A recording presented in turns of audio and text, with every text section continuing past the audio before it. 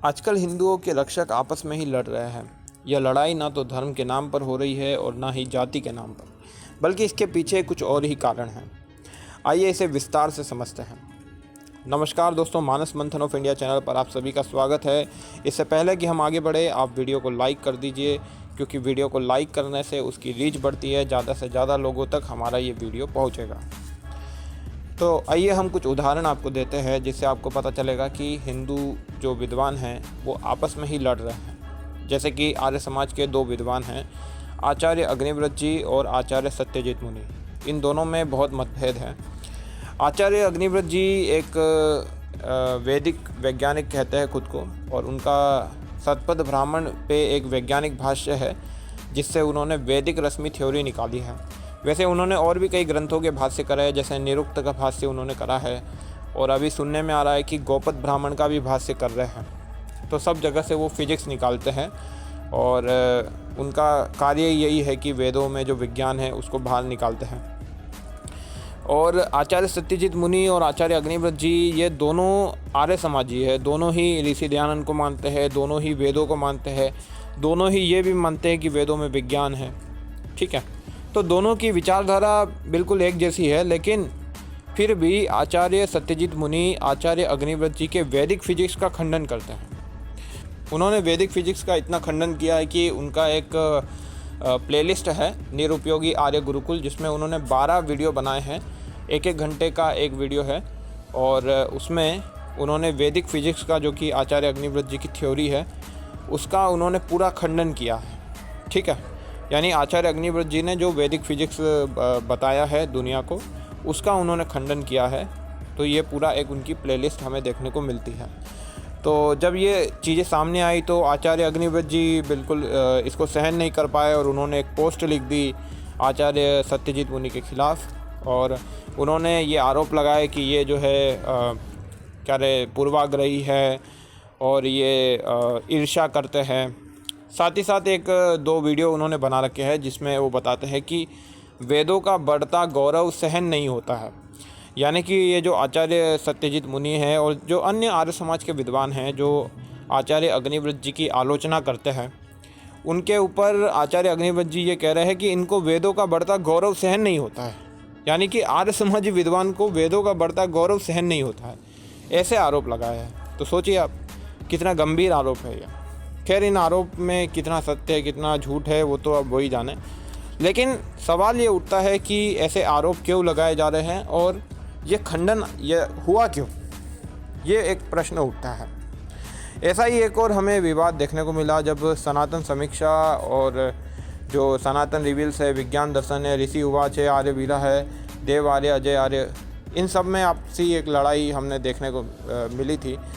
और इसमें क्या हुआ था कि कुशवाहा जी के जो पूर्व मित्र हैं, सनातन रिवील्स, विज्ञान दर्शन और ऋषि उवाच, ये सब आपस में लड़ाई कर रहे थे। और इसका कारण ये था कि कुशवाहा जी ने, वैसे तो इसके और भी कई कारण होंगे, लेकिन एक प्रमुख कारण ये था कि कुशवाहा जी ने एक स्ट्रीम करी थी प्रेडिटरी जर्नल पे, और उसमें कुशवाहा जी ने ये बताया कि मोहित गौड़ का, वैसे उन्होंने नाम नहीं लिया, लेकिन उन्होंने एक जर्नल के उसमें बताया, और वो जर्नल वही है जो जिसमें मोहित गौड़ ने अपना जीरो वाला रिसर्च पेपर पब्लिश करा है।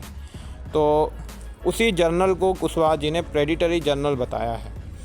और उन्होंने साथ ही साथ ये भी बोला है कि ऐसे प्रेडिटरी जर्नल में लोग पब्लिश करवा करके गुब्बारे की तरफ फूल जाते हैं, और इस तरह से उन्होंने बहुत आलोचना करी है ऐसे लोगों की, जो प्रेडिटरी जर्नल में रिसर्च पब्लिश करवा करके लोगों को मिसगाइड करते हैं, भ्रमित करते हैं कि देखो भाई, हम तो रिसर्चर है, हम ये है वो है।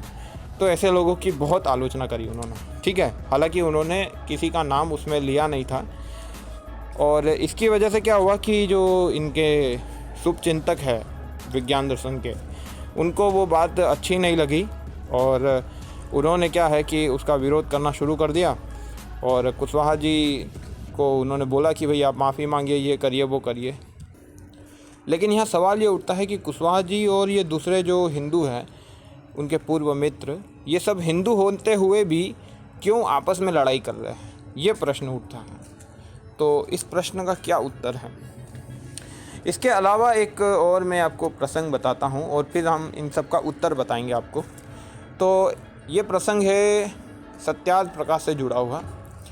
सत्यार्थ प्रकाश में कई जगहों पर हमें गालियाँ देखने को मिलती हैं, ठीक है। इसमें जाति सूचक शब्द भी हमें देखने को मिलते हैं।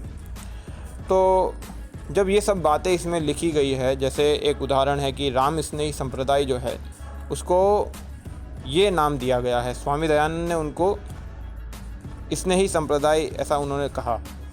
तो यहाँ पर उन्होंने राम स्नेही संप्रदाय के बारे में इस तरह की भाषा का उपयोग करा और फिर कई जगहों पर इस तरह के शब्दों का भी उपयोग किया गया है और जाति सूचक शब्दों का बहुत जगहों पर प्रयोग देखने को मिलता है, जैसा कि आप स्क्रीन पर देख सकते हैं। जब ये बातें सुरेंद्र कुमार जी को पता चली तो उन्होंने क्या किया कि जैसे उन्होंने विशुद्ध मनुस्मृति लिखी है, मनुस्मृति में जो घटिया बातें हैं, गलत बातें, उसको सबको मिलावट बोल के अच्छी अच्छी बातें उसमें रखी है। हालांकि वो भी कितनी अच्छी है वो देखेंगे उसको, पर ऐसा उनका कोशिश था कि पूरा जो है इसमें मिलावट की जितनी भी चीज़ें हैं वो सब इसको हटा करके अच्छी अच्छी बातें इसमें रखी जाए। और इसी तरह सत्यार्थ प्रकाश में भी जो गंदी बातें लिखी हुई है उन सब को ये मिलावट बोल के उस पर भी पेन चला रहे थे और उसकी एक विशुद्ध सत्यार्थ प्रकाश लिखने की इनकी एक योजना थी।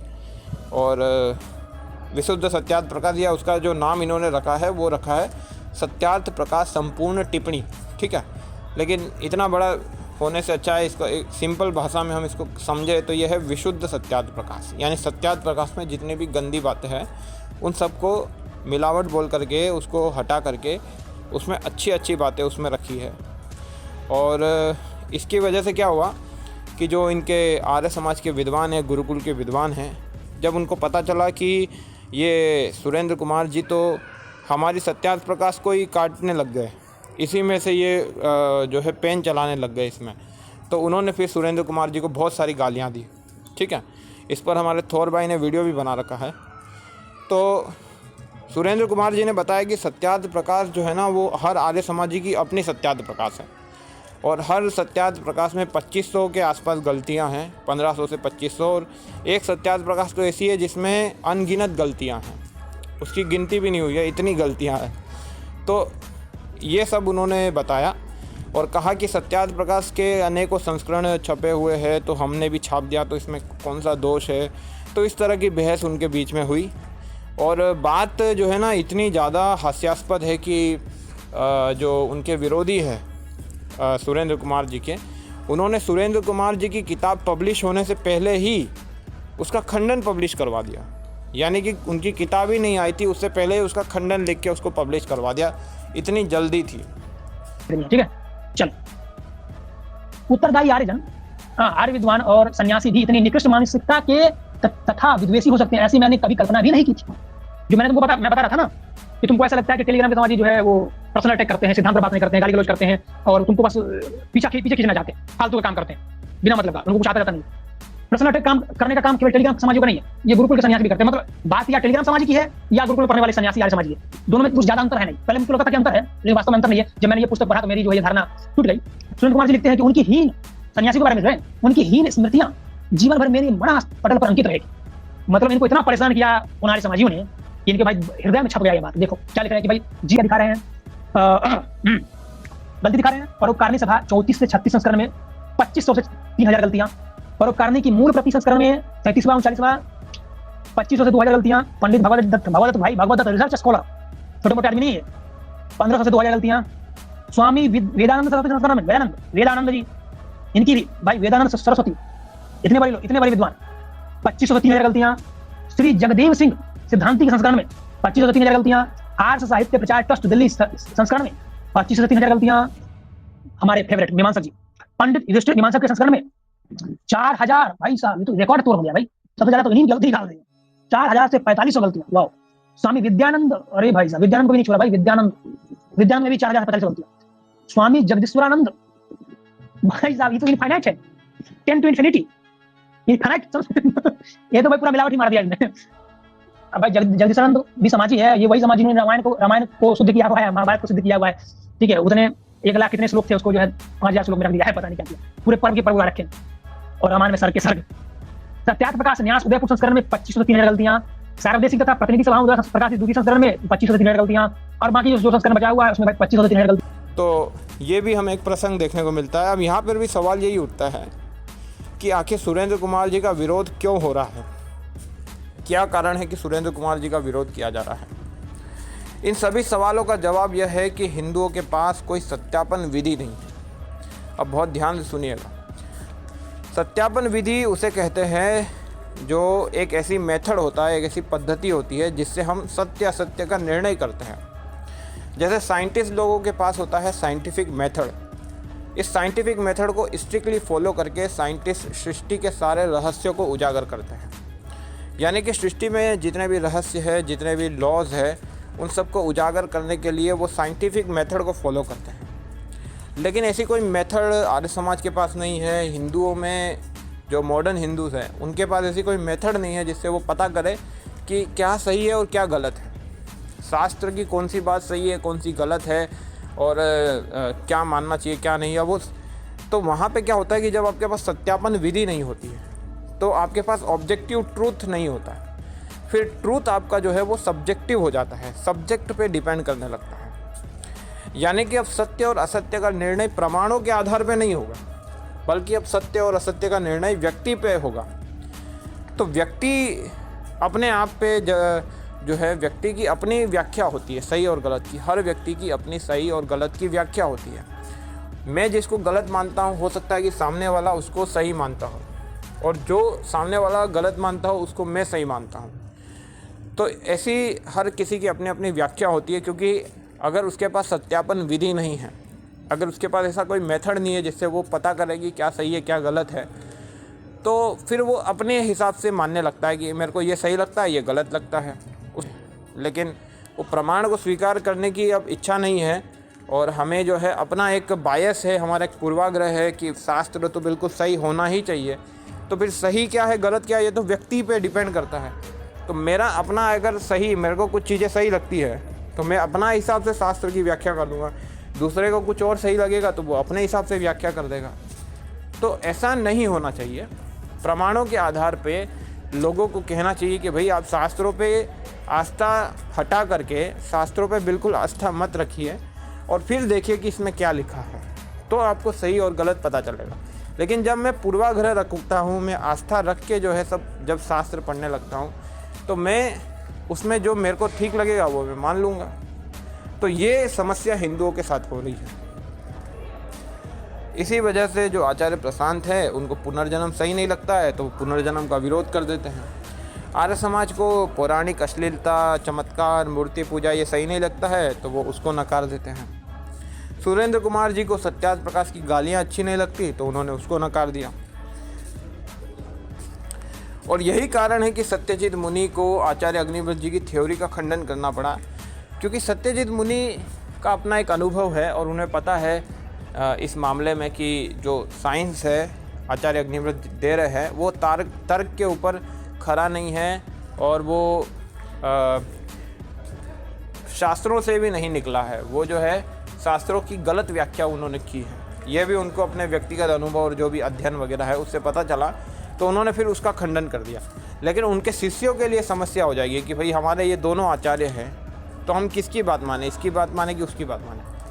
अगर हम प्रमाणों पे चलेंगे तो प्रमाणों पे हम जब चलने लगेंगे तो वेद ही नष्ट हो जाएगा।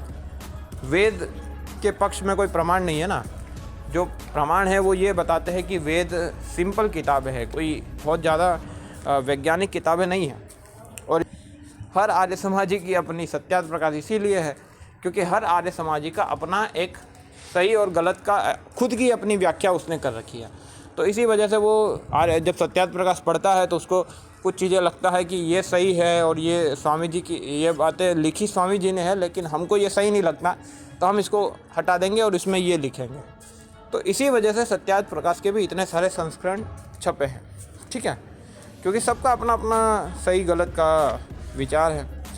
तो इसी वजह से मैं समझता हूँ कि हिंदुओं में ये जो लड़ाई हो रही है उसका कारण ये है कि उनके पास कोई सत्यापन विधि नहीं है, उनके पास सत्य असत्य का निर्णय करने का कोई आधार नहीं है, उनको पूर्वाग्रह है, और जिसको पूर्वाग्रह होता है उसकी अपनी वो व्याख्या कर, उसको वो जो है प्रमाणों पे नहीं चलता है, वो अपने हिसाब से फिर मत प्रस्तुत करता है, जिसका दूसरा हिंदू उसको लगता है कि नहीं ये गलत काम कर रहा है, ये जो साइंस निकाल रहा है शास्त्रों से और प्रेडिटरी जर्नल में डाल करके हिंदुओं को भ्रमित कर रहा है, ये कुशवाहा जी को ये ठीक नहीं लगा। उनको जब उन्होंने देखा कि प्रेडिटरी जर्नल में इस तरह की रिसर्च पब्लिश करवा करके लोगों को एक तरह से भ्रमित करने की कोशिश की जा रही है, तो उनको अच्छा नहीं लगा कि ये सही नहीं है, ये गलत काम हो रहा है, भले ही हमारे लोग कर रहे हैं पर गलत हो रहा है। तो फिर उन्होंने उसका इनडायरेक्टली विरोध किया, ठीक है। तो फिर उन्होंने ये काम किया, तो ये अच्छा है। हिंदुओं में जो मतभेद है उसमें से कुछ ऐसे पक्ष है जो सही है और कुछ ऐसे पक्ष है जो गलत है। जैसे जो हमारे सत्यजित मुनि है उनका पक्ष ठीक है, जो आचार्य अग्निव्रत जी का उन्होंने विरोध किया। कुशवाहा जी का यहाँ पे पक्ष ठीक है, जो प्रेडिटरी जर्नल पे उन्होंने बात कही, साइंस पे उन्होंने जो बात कही। और सुरेंद्र कुमार जी का ये पक्ष गलत है कि वो जो सत्यार्थ प्रकाश है वो अपनी सत्यार्थ प्रकाश लिख रहे हैं, तो ये उनका पक्ष गलत है।